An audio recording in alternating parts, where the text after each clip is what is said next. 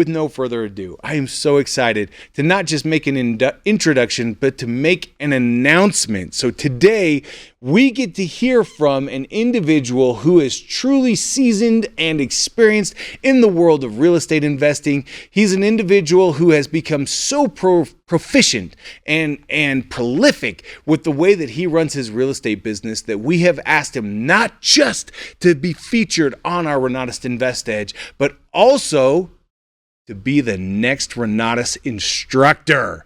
Please join me in welcoming out to our call our newest, our latest and greatest, Mr. Bill Predebon. Hey, can you guys see me and hear me? Oh, Bill, you know what? I cannot hear you all of a sudden. I'm not sure what's going on. Can you hear us okay? I can hear you guys perfect. Can you hear me? Oh, there we go. Now we can hear you.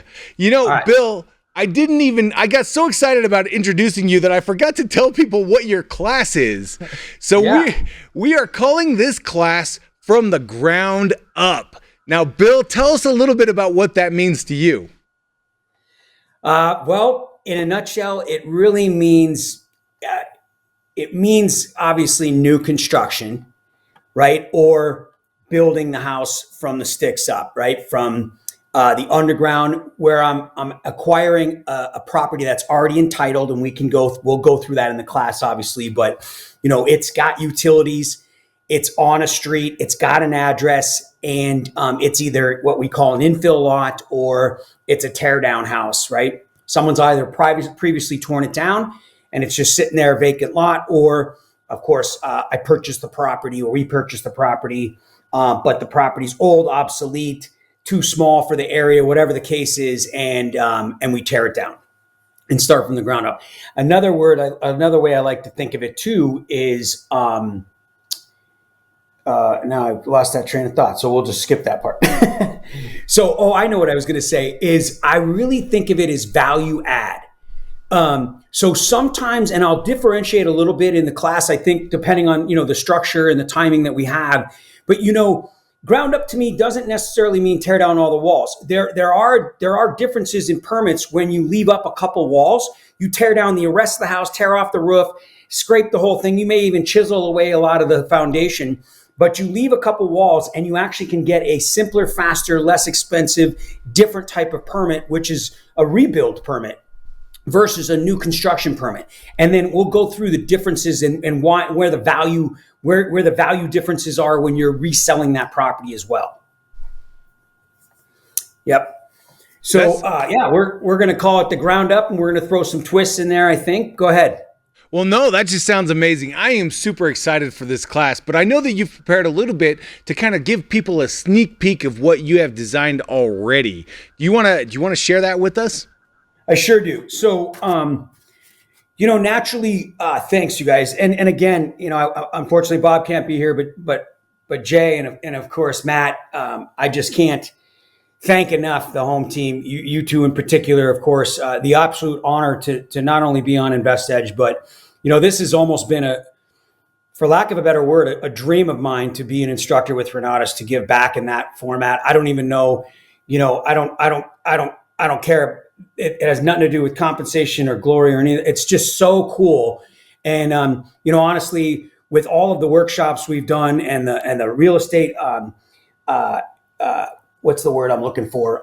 Study groups and all the different things we've done over the last decade, it's been so exciting and almost prepped for this opportunity and this chance to get out there and create an actual structured class, utilizing the experience. The majority, and Dane hit on this last week so well with the majority of all the classes that I've studied over and over again to put them together to create what we're talking about today, as well as the success that I've had. So I'm really looking forward to it. It's a great honor, and I can't thank the home team enough, and the people that work with you alongside you guys every day, and and I'm grateful for Renatus naturally. And so this opportunity to me is one of the best I've ever had, and I'm very appreciative. I'm very grateful. Michael Huggins, always having my back and really giving me the opportunity to be in the spotlight on our different team calls and trainings that we do, and then to put in a good word for me. I just really appreciate it. Awesome. Yeah. Well, we feel grateful to be able to feature you and to have you. But Yeah, take it away, man. I want to hear a little bit about what you have planned. Well, I have to tell you, and well, again, folks, we haven't gone through where I need to be as far as parameters and everything with the class, but the truth of the matter is that I really embrace the Renatus wealth cycle. You folks have heard me say this before, but I've had the opportunity, because of the Renatus wealth cycle, the opportunity to introduce people to the community members that I have, to really find a lot of opportunities in finding deals. So I'll talk to the first part about finding the deal. But prior to finding the deal, I think it's important that we understand the value of new construction. Like, to be honest, it's and again, I don't know what I'm going to be allowed to say, but it's not difficult. It's not rocket science or anything like that. It's just a different strategy of flipping a house, if you will, or even building a house to hold. And so the interesting thing is that what I like about this strategy for the next,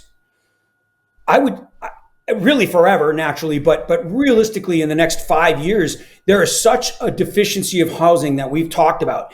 And we'll get into even some of the things that are going on right now with what's going to happen to incentivize investors to create what you consider low-income housing. And it's interesting, the government now, the newer government, is not putting it on the burden of the investor to do so and spend money. They're actually going to put it on the government to go ahead and incentivize people that can still make, because we make so much more money necessarily, usually in the formulas on higher end houses, that it doesn't make sense for us to build the smaller end houses, and what, for lack of a better term, or low income housing, whatever you want to, affordable housing, whatever term you want to give it.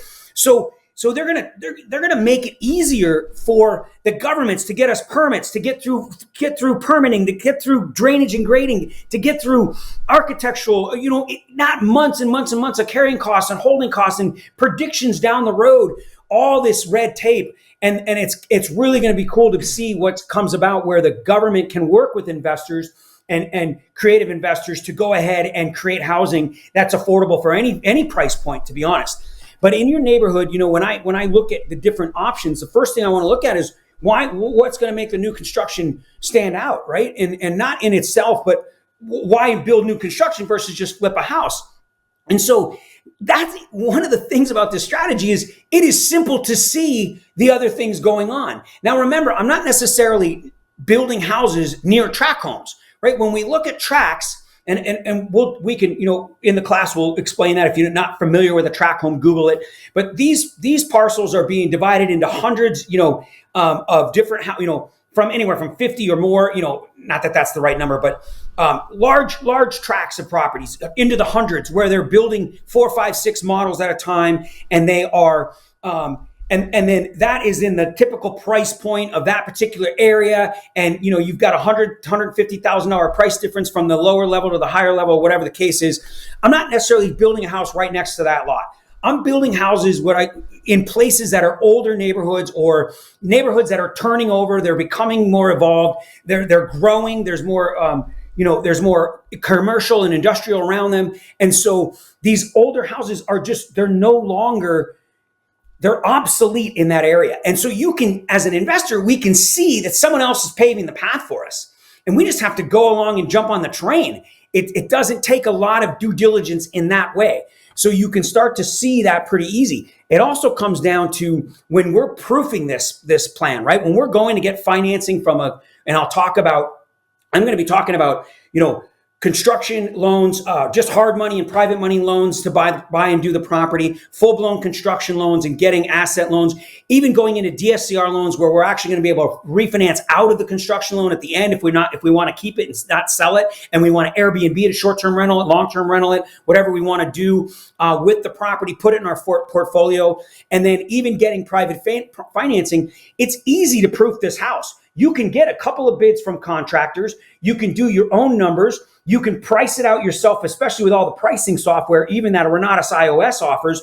And all of a sudden, you can see what it costs to build. You can see what it costs to carry. You can see how long it takes. And it's very easy to see what new construction price per square foot is selling within a certain zip code or a certain half-mile radius. It's not complicated. right? The only difference is whether it has a pool. And then you're going to look at, we'll talk about, I mentioned here, we want to make, there are some issues we're going to go over too. But the differences will be a little bit of the finishes and the layout and, of course, the square footage. But it is easy to proof this property to an investor or a bank, or not a traditional bank, but even then, but a hard money lender, construction money lender, DSCR lender, and they can look at it and go, yep, that looks pretty good to me. I will lend on that project. It's not this complicated fix and flip where you're guessing what you're going to put into it. You're guessing the time on the market and all that stuff. It's a little bit more cookie cutter. So I really like this strategy, and you can almost do your own math. So let me give you an example. For example, I know in 85016 and 85018, where I live right here, houses are now selling. One just set the market at $754 a square foot. It's 3,300 square foot. Oh yeah. Wow. Ouch. On a lot that's 6,900 feet. Whoa, that is. I know. It's that crazy, right? Wow. So what's interesting is, and I'm going to give this example of the house that I just did over the last, finished it 2 years ago was the last one I finished. A year and a half. And that one, what was I going to say? I'll give you the numbers example, but I was able to build that with the contractor doing all of the raw materials and all of the framing and the roofing and all of those things, not finishes and fixtures. And I'll get to that in just a second, but I'll go over those numbers where I'm able to buy the property for a certain price. And then I'm able to give him a certain amount price per square foot. So in this case, it was $110 a foot and it was 3,300 foot. And then I did some extras. So it was about $450. And then I was into it for $450 when I bought it. I had to pay off a private money lender for $100. I had $50,000 in care, and I'll pencil this out for you, go slower. But my point is that you can really easily calculate that if houses are selling and your comps are $700 a foot, and you're into it for $500 a foot, and you got a 2,000 foot house, you know that you have $200 times 2,000 is an $80,000 profit, right? It's fairly simple math when it comes to where your profit's going to be, depending on how much it costs to put in there, right? But that's why it's really nice, because all you need to do is, especially building 2 stories here for views in the mountains in downtown Phoenix, Camelback is right here and so on and so forth. When I go up 2 stories, I can put 2,000 foot levels. I'm anywhere from 3,000 to 4,000 feet, and I'm building it at $250 a foot, and it's selling for $750 a foot. And I've got 4,000 square feet, and I'm making $300 a foot. It's a $1.2 million deal. You could screw it up and make $500,000, right? So we'll talk about it's nice, easy math, and we're not messing. And listen, I've done real estate fix and flips, as you guys know, a couple hundred of them. And no matter if you just do lipstick on a pig, you're still dealing with some electrical, you're moving a little plumbing, you're moving a little island, you're still dealing with 15, 18 trades. It's the same amount of trades that you deal with when you're building a house. And everybody likes to come in on a nice blank canvas, throw in their electric, throw in their plumbing, throw in their HVAC, throw in their drywall, throw in their insulation, then you put on the drywall, then you put in the paint, then you put in the fixtures, then you come back with an electrician, back with a plumber, back with an HVAC guy, roofer goes in between, and you got a landscaper going in between. And it's just a really simple process versus a very difficult, or I shouldn't say very difficult, but a little bit more chaotic fix and flip. Right? So I really like the opportunity that new construction or ground up offers us to be able to kind of do simpler math and calculate really good price points to start with. That is incredible. As you're walking through that, I'm like, oh man, that makes so much sense. Because you're right. You need the same number of tradesmen, whether you're doing a fix and flip or you're doing from the ground up. It's the same number of professions that you're dealing with. And they really do prefer working in that clean environment where they're not having to work around furniture or anything else. They're just going in there. They can blast through it really quickly and get it done. You know what else is great, Jay? When you talk about that, exactly what you're talking about, when I have an architectural plan, I'm working directly with my architect and we're building the house. But what's cool is he's not picking every fixture, but he's got the brand of toilet, the brand of HVAC in there. He's got this, he's got where the where are the ceiling fans going? I don't have to go unless I want to do some change orders. I want a custom. So I call these houses semi-custom. I'm not a full-blown custom building a house for Jay and his wife and his family and they're 5,000. That's a custom home. He hired me to build this house and he wants it exact. This is a semi-custom spec home, right?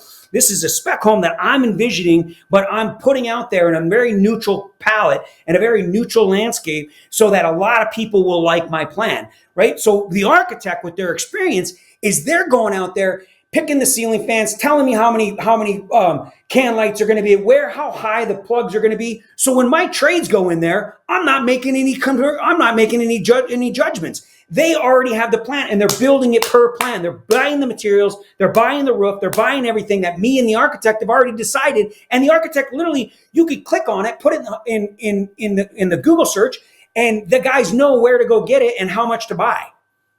That's awesome. I'm just going to change. Yeah, it's really cool. Like it takes a lot of the guessing of having to work the fix and flip as a fix and flipper, right? Yeah. So how do you decide? How do you look at a property and go, you know what, this one's going to be a lot easier from the ground up than this is one that I can actually fix up and flip quicker? So one of the great questions is, what I love is it's, I don't know every area, but I would say in larger cities and even in some rural areas, right? When you have to know the area and drive the area, like they say, invest in your backyard, right? So I'm most of my builds that I've done a half a dozen of them over the last, since COVID time, all around the area I live in. So I'm driving up and down all these roads and I'm seeing houses go up, right? If I can imagine in some of the rural areas when you're driving down a country road and everyone has like 5 acres or whatever they have, even then you might see new houses going up. It's interesting is when I go down the street a ways on 48th Street and there's properties, roads called Invergarden,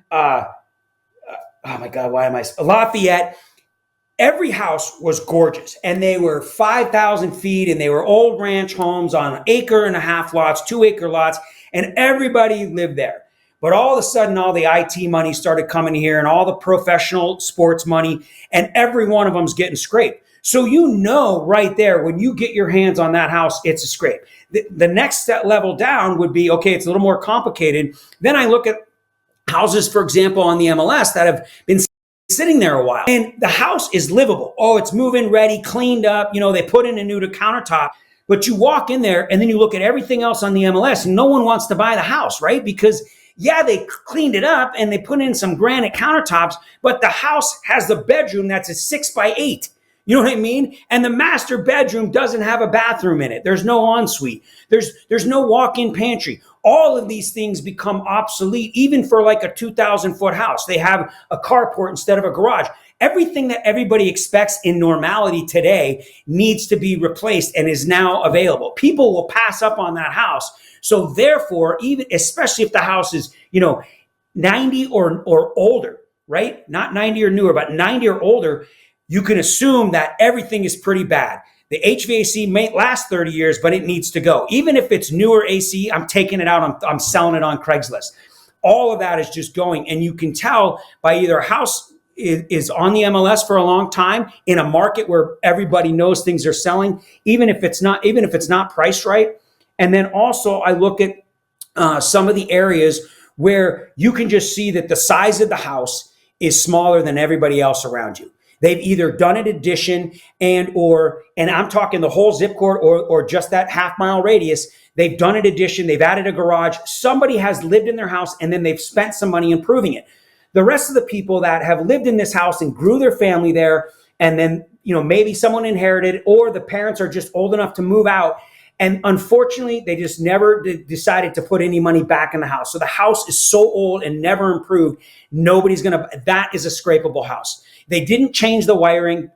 My dad, for example, bought his house in 1976 and he lived in that house for 45 years. And he he put I did the math and was going over everything, looking at what the value was so I can show it to the appraiser. And there's nothing old in there. It's got new electric, new plumbing, new roof, new siding. They did the basement. They did a way that the basement doesn't drain anymore and use foundation. They did flooring, then plus the cosmetics that is visible to the eye, but new insulation downstairs in the basement, foaming that no one would normally ever do, right? That's what the HELOC is supposed to be for, so you can improve your property. And most people don't do that. So when you notice that, it used to be just a fix and flip, but nowadays, man, with the lack of housing and the lack of desirable housing, the unfortunate bad name of a lot of the construction issues over COVID for 2.5 years with lack of supply. When you talk about like RVs that were made after 2019, you may consider not buying those and buying older ones because they were forced to be built so quickly. There was lack of supply of all of those materials as well. So the bad name on fix and flips, the new construction has a 2-year warranty on everything possible in the house, even flooring, all of that, 30-year roof, 30-year HVAC, all of these different things that people feel much more value in than they used to, right? When it used to be just a nice, white, clean fix and flip back in the days. When I say back in the day, I mean all throughout 2010 to 2020. But things changed in 2020, and now we have that lack of building that we're still seeing from back in the crash, even through the lack of COVID building. And now it's still 5 million properties that we're short on new housing that needs to be built, let alone fix and flips. Yeah. I had an opportunity to serve on a city council for a short time, and I realized that the government had changed the wording from affordable housing to attainable housing. And I love how you talked about how the governments are really looking into, state and local municipalities are looking into making zoning easier and easier to work through, because they understand that a lot of these changes need to happen in order to bring more people into their municipality. Tell me a little bit about what your experience has been working with different cities, different municipalities on their zoning boards, on their zoning commissions, and what the difference is. So you talked about leaving a couple of walls up versus an entire scrape. What does that look like as far as the ease of getting the approvals? Well, I will tell you that it is to this day very difficult in most. I can't imagine it's much different than any other major city, but dealing with the city of Phoenix, my friend went 18 months waiting for his build-up plans right behind one of my houses. The last house I did, the house that I'm finishing right now, took me 13 months to get a permit to build. 13 months. And that was right at COVID, right after the first year of COVID. So it was like 2022 when I bought that house and waited a whole year. Fortunately, I actually rented it out. It was technically livable. I had to put in a new hot water heater for the guy, and he paid a way discounted rent because you and I would never live there, not in its condition. It wasn't something I put on like Craigslist and rent it out at all. I would never take responsibility because I knew the guy. He needed a place to kind of hang his hat for a minute. He cleaned it up a little bit, and then he basically was kind of off the grid living, if you will, but it was running water and electricity. So I rented it for those 13 months, but my buddy had scraped it. The city of Phoenix lost his permitting, his entire set of plans at 18 months. It took him 24 months to get a permit to build. The crazy things are going on now. So a little while back, Phoenix said, we're going to make a little more money. And I tell you, I don't even know the reason, because they've known where the flooding zones are here in Phoenix. You guys know the ground's hard, no saturation, so it just runs off. And we know where it floods and where it goes. Scottsdale Road North gets flooded. We know all this. We know the canal, everything. But all of a sudden, anywhere in the city of Phoenix, you build over 500 square feet, addition or anything else, you've got to do a whole new drainage and grading plan, which is an extra like $500 permit. And then you got to have all these engineers come out and you got to do all these things. And now you got to stick a hole in the front of your house that fills with water if it floods, which it never floods there, right? But every single house now has this stupid little green grass hole. And it's just these things. And the other thing, folks, that changed was, and I believe probably in most places, is most cities took advantage of, if you will, or whatever you want to call it, of cutting back costs by getting everybody to work from home, not come into the office and the city, right? It was all government. Everybody had to get vaccinated, whatever the case was. So then they go ahead and fire or lay off or change everybody's jobs So no one's going out and doing inspections. They only had 4 inspectors. They went down, they changed their whole system on how to get a permit so you wouldn't come, because you used to go in, you get the plan, you go from each window. I mean, we had 15, 18 windows at the city of Phoenix. You go down with your GC, you could go right into planning and development. You could figure out where your red lines were, run it back to your architect, run it back down. Nobody could go into the city of Phoenix. Now you still can't. I mean, you can go down there, but no one does anymore because everything's back online. They put in all this new software. It totally changed everything, made everything harder and more complicated. It costs more money, all these things. And it's going on in all the municipalities. So, people are trying to get everybody's, and it's not like, oh, your permit's going to take 6 months. Yours is going to take 3. Nobody knows how long it's going to take anybody to get through. And it's crazy. So I think the federal government, and you heard Trump even say this, we are going to incentivize the cities and local municipalities and the state governments to absolutely incentivize investors, not just through, long-term tax breaks, which I think larger investors take advantage. They pool some money, they do some sort of fund, and then they got these guys who are going to be tax exempt after they hold it for 10 years. But the average Joe building houses, even a smaller builders, that's not their incentive. Their incentive is cost and time cost of money. We need to get a permit in 30 to 60 days and tear down the house and start building it, dig the freaking ground up, pour the concrete and go, right? And then we can build a house in 6 months and we can make $300,000-$400,000 instead of you need to make $1 million. And then we can sell $500,000 houses, make $200,000, but we did it in 6 months. So if we do that twice, we can make the same $400,000 and build 2 houses than the time it would have taken us to build a half a house. Right. You know what I mean? And the rest of us, we would want to make $500,000. We don't want to make $200,000 because we're risking $500,000, right? So it doesn't make sense for us. And no one's buying 750 houses. Those are the houses that they have the interest rates are affecting. They're people's first even houses nowadays with some salaries, right? In IT world, engineering world, even some of the sales world, or it's their second house. But everybody's working 2 jobs. They got to have reserves and they can't afford the house because the interest rates went up. So no one's buying anywhere from 500 to 1.2 million, even 1.5. Those are not second homes. They're not investment properties. Those are people's live-in homes. It's gone from 350 to 700. Now it's 500 to 1.2 million. So no investor wants to buy that house because it's going to sit on the market. You're going to need someone to have a down payment, qualify for the loan. I'm building $3 million, $4 million houses, $2.5 million. They're paying cash. They're pre-buying them. And then they're fixing them themselves after they buy it. Because the interest rates don't even affect them. They're second homes, investment, high-end Airbnbs, that sort of thing. That they are commercial contracts they do with a lot of the companies that come in and rent out the whole house, or they have it just as a second home and then rent it. So those people have the cash and they have the money just to pay. They don't care about the interest rates. So that 1.5 and above, we make more money and we sell it quicker and we don't have to worry about any of that other stuff. So why would we build the $750,000 house, the $500,000 house, and try to make $100,000 when we're building it for 400? It's such a high risk. Yeah.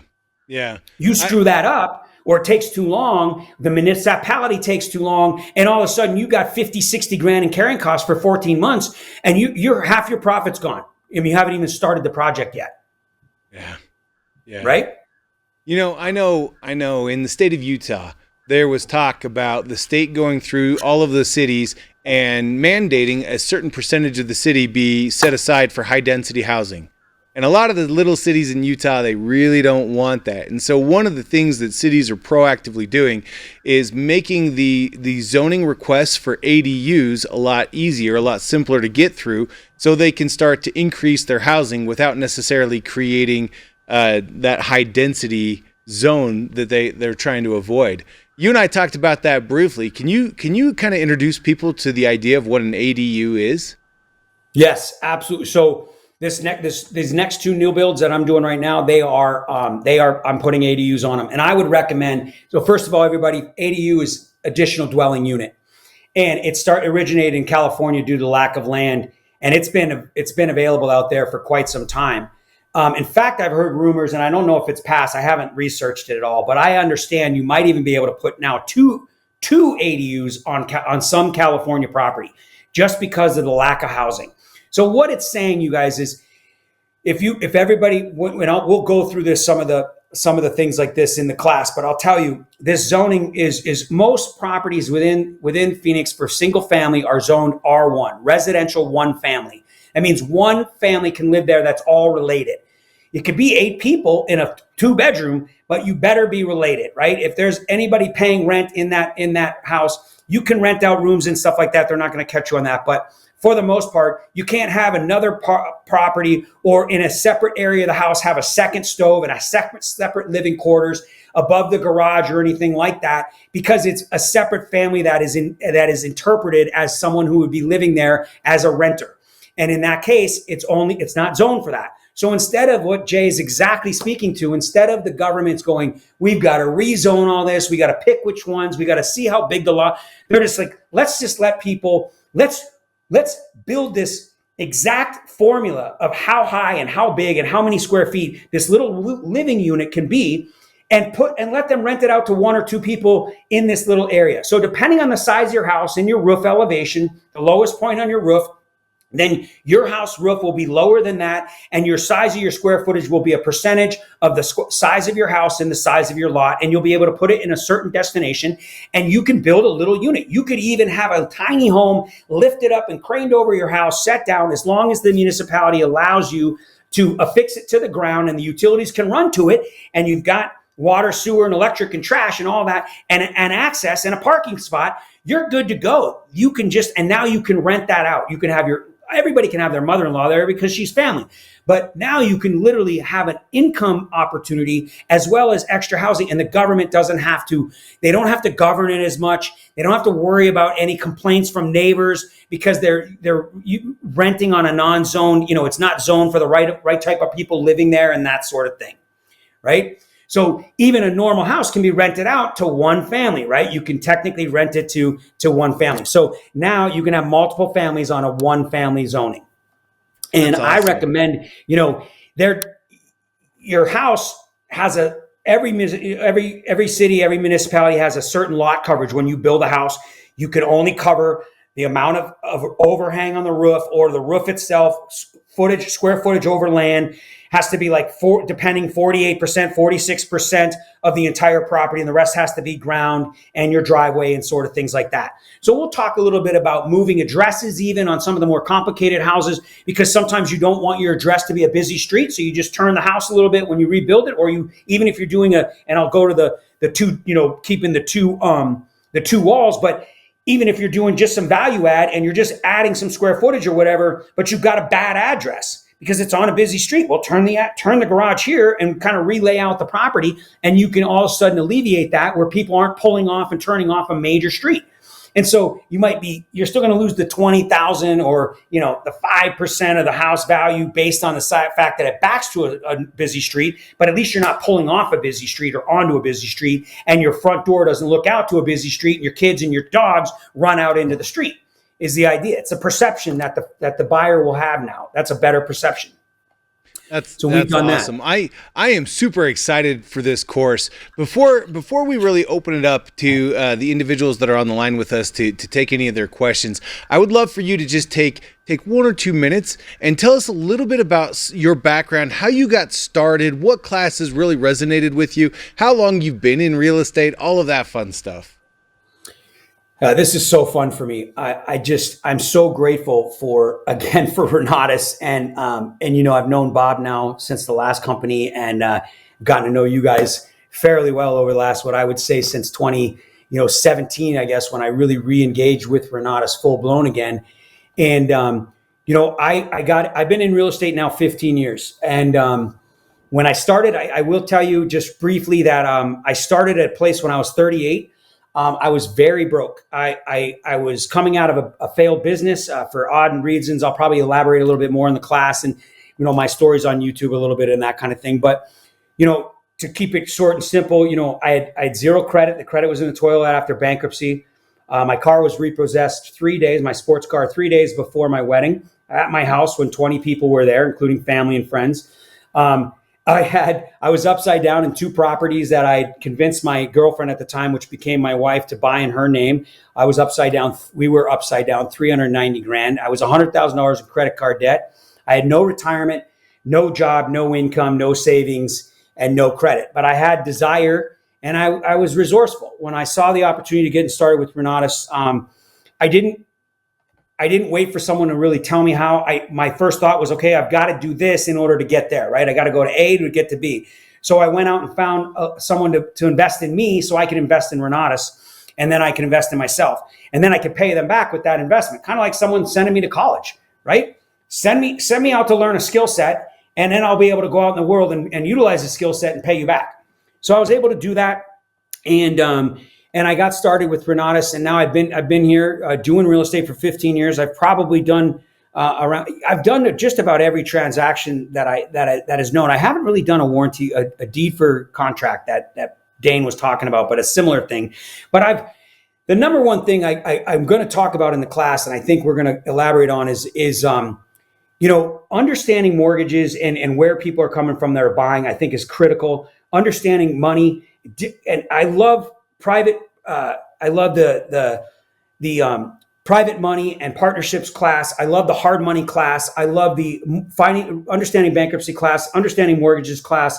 I love tax and legal. And then I love utilizing the strategy classes. But when you look at a class like Investor ID and you understand what it is you want to do, and then you understand all of the background around borrowing those funds and what can happen, and kind of the red flags that we're talking about, we're going to talk about those, like some of the things that, and we'll talk a little bit about, a lot about, some of the issues you may have in new construction.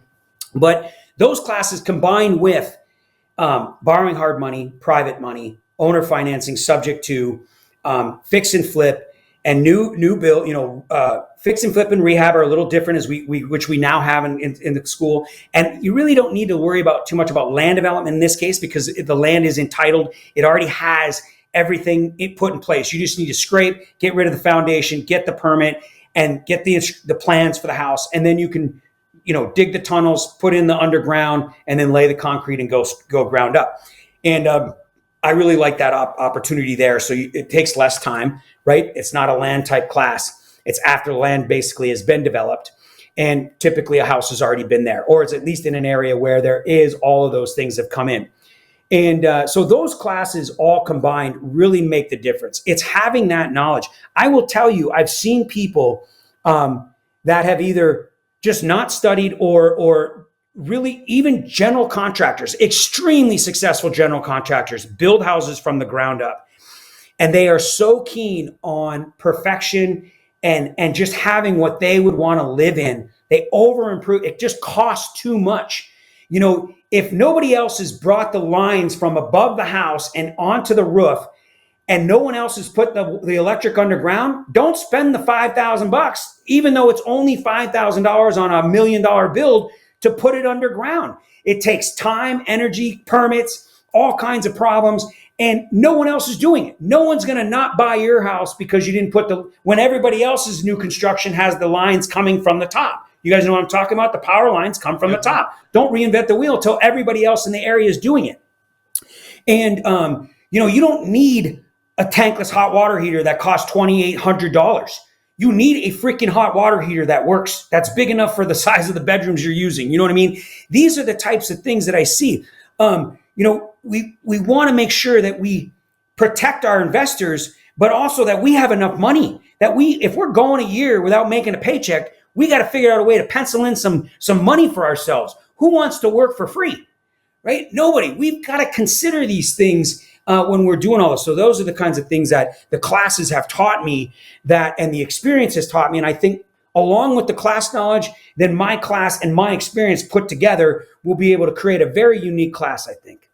Yeah, that's awesome. I am really looking forward to this. I'm looking forward to hearing what you're going to share and learning more from you. But instead of me compromising the rest of our time together, Matt, let me turn it over to you, and let's see what questions have come in on the YouTube. Well, first one is this live right now? Yes, it is. We are airing right now. This is not a replay or anything like that. The other, let's get down here. People are pumped. Ryan Dodge says, dude, this is freaking awesome. I'm pumped for you, brother, and super excited for your class. Bill, you really dropped a lot of knowledge on this call.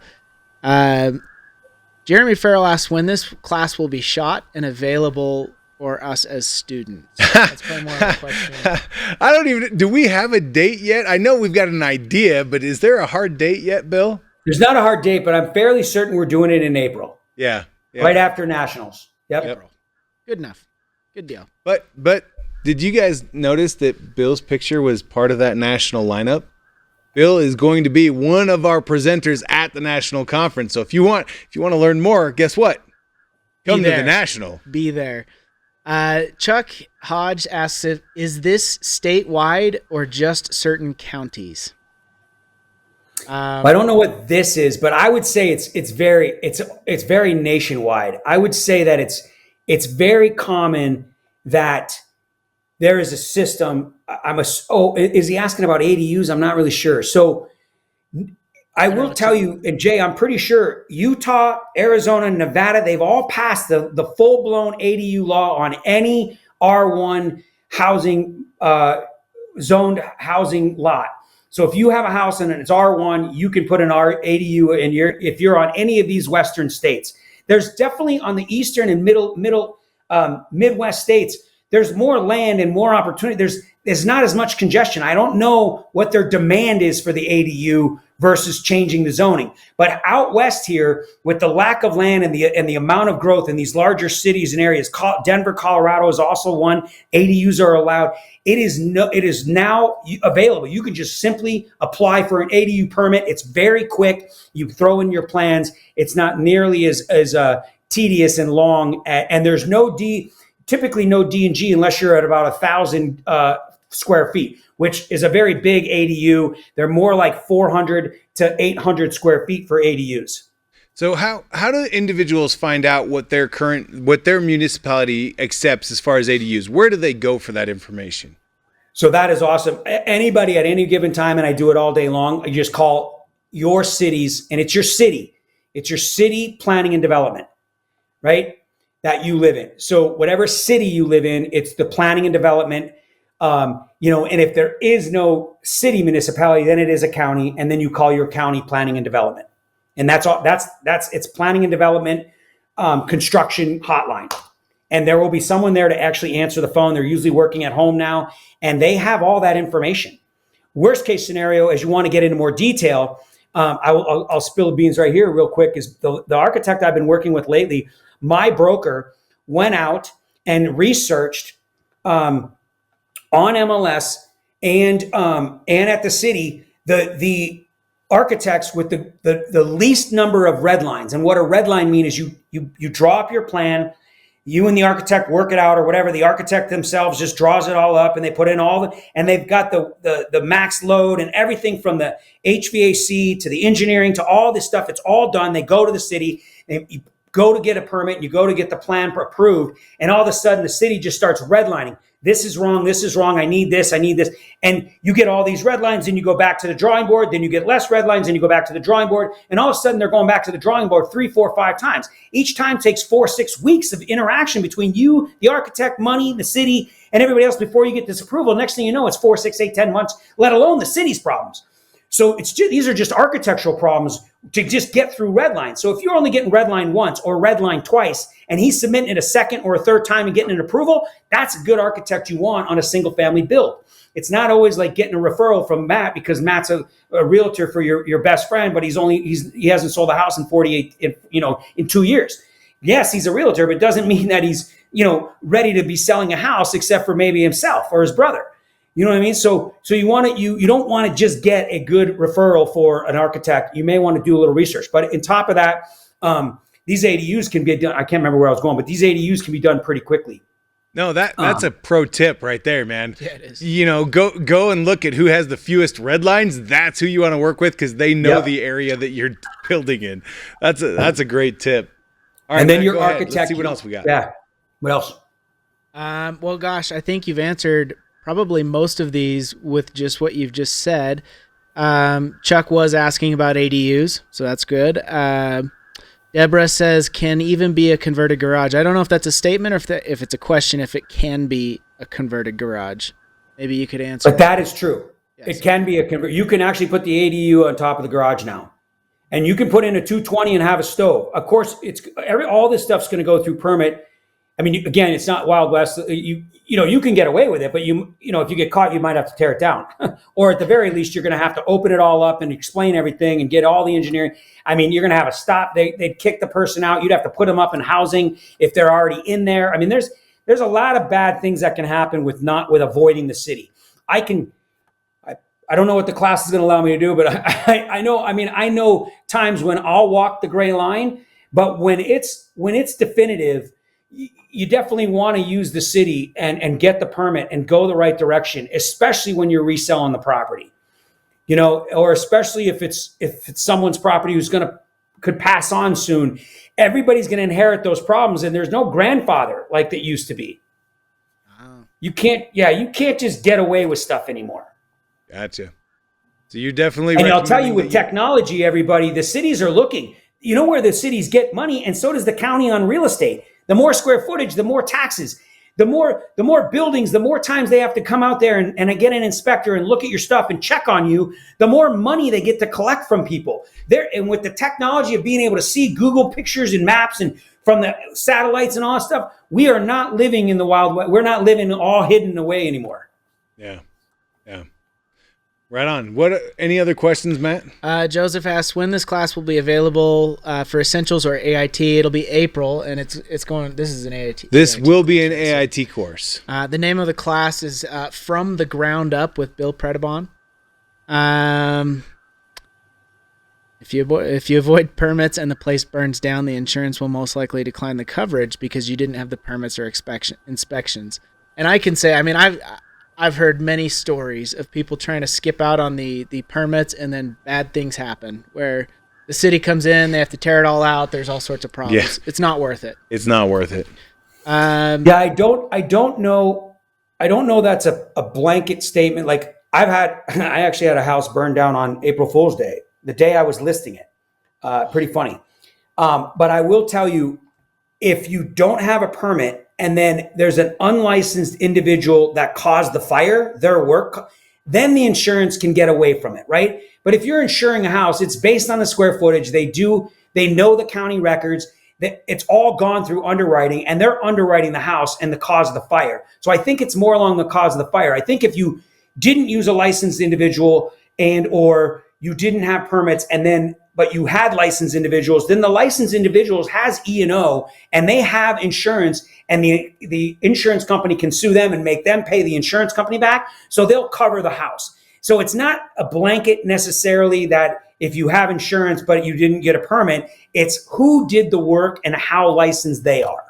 I can only imagine that if somebody's willing to duck out on paying the little bit for a permit, then they're probably not too worried about making sure somebody's licensed and insured. That's just my guess there. But what other questions? Sorry, what was that? Well, Jay, but if you think about it, remember, when even in fix and flip permits, when you're adding square footage, and like I said, when we leave up two walls, it's a rebuild. It's a rehab permit. It's no longer a new construction permit. So the cool thing is you can use the footprint and an architectural design right on the plan. You can add a little foundation, and you don't even have to change all the underground plumbing. If you don't want, you just disclose it that you left it in there. So everything's a lot cheaper, and that permit is 30 days. When you get a new construction permit and it takes 11 months, or if it takes 6 months or even 4 months for that remodel permit, then you could save 4 months and you could have the house on the market if you used. So they still might use licensed people, but not pay the permit, not because the permit costs money, but because the time costs money. So that's why people will skip the permit, and the city will come out, and then they'll be like, well, I'm going to give you the permit, but you got to do this. And then you got to do D&G. And now, what I really want you to do is put solar, some crap that they're just coming up with. And people are just fed up with it. That's what the government's trying to do, is avoid all that. So people will actually get the permit, get it in 30 days, 60 days, 90 days max.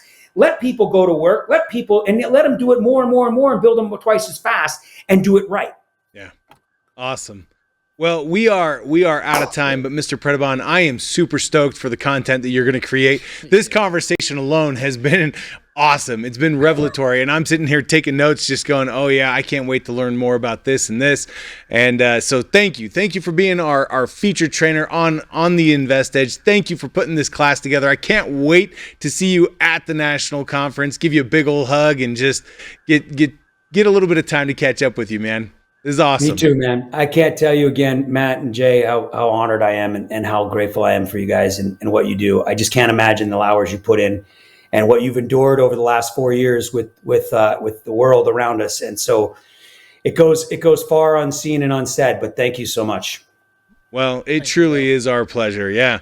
If anyone on the line is interested in getting to know us a little bit better, we create the Renatus Invest Edge so that we can bring you the very best real estate content for individuals who are interested in building their real estate investing business.